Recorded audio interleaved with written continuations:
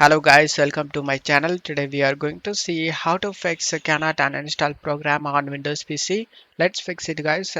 Open up Chrome and search Revo Uninstaller. Select the first site. Select the download option on the top.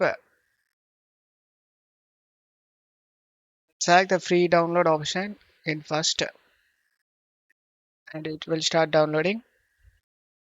After getting download and click on it and install it. After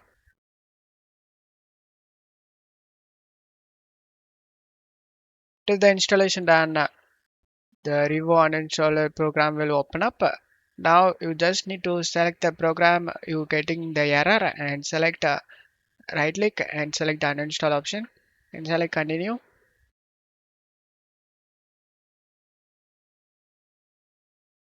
And now the program has been uninstalled. Click on close and set this scanning mode to advanced and select scan option. And now select all and select delete option. Again select all and select delete option. And now we have completely uninstalled the app. And don't forget to leave a like guys. Thank you.